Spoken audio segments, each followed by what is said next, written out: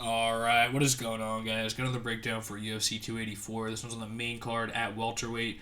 Got Jack Della Maddalena taking on Randy Brown. Brown's going to have a big advantage in height and reach. He usually does. Going to be 5 inches in reach, 4 inches in height. Jack Della, the younger fighter at 26 years old, fighting in his home country. But I will start with Randy Brown. Looking really good recently. He's made a lot of adjustments, and he's always been a fairly game fighter.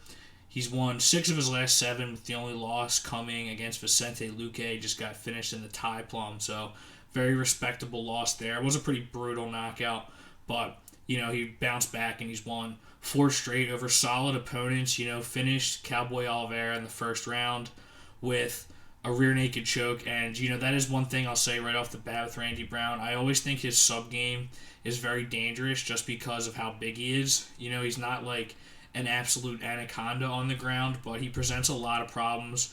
And when he does get in a bad position, he creates problems with the top fighter being able to advance. So even if he's not threatening the submission, he's just good at tying his opponents up on the ground. But very well rounded, rangy striker, does some flashy shit sometimes, but I think he's managing his distance really well. Definitely looks a lot like he's made a lot of improvements since the Luque fight, and like I said, he was always pretty game.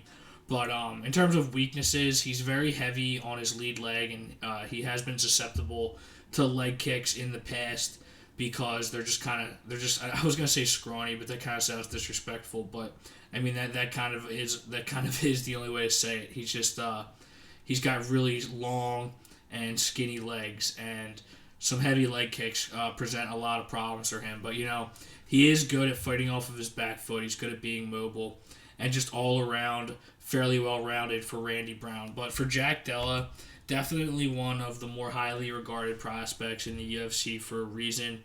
And he's looked very good since coming to the UFC. Looked great, all first round knockouts.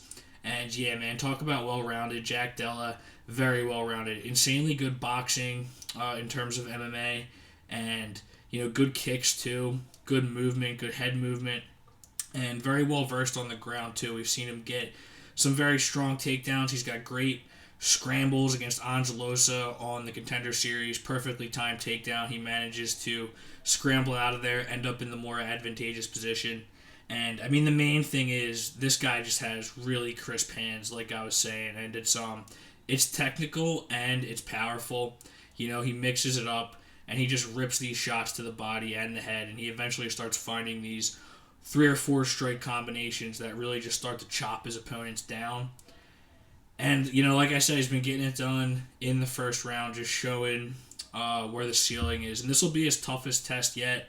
And, theoretically, you just look at the size, and Randy Brown's best path to victory is probably going to be to stay at range, fight off his back foot. But, we look at the odds here. Jack Della, minus 320 favorite.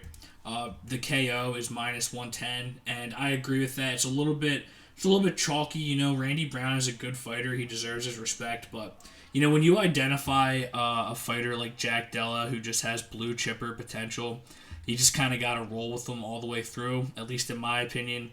And I do think he is probably the best prospect at welterweight.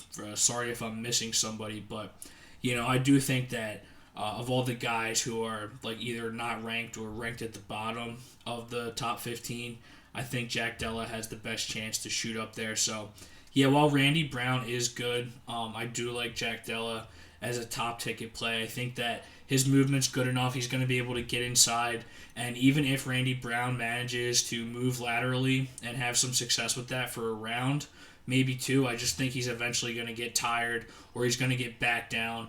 And, if he can just find one of these extended combinations, it's going to do a lot of damage. And the thing is also Della Maddalena is one of those guys who you just can't take all that many shots from him. He just really does have a lot of power in his hand. So even if he doesn't get the flush knockout right away with the first big land, he's going to do damage. I think he's going to chop down those legs, take away that mobility.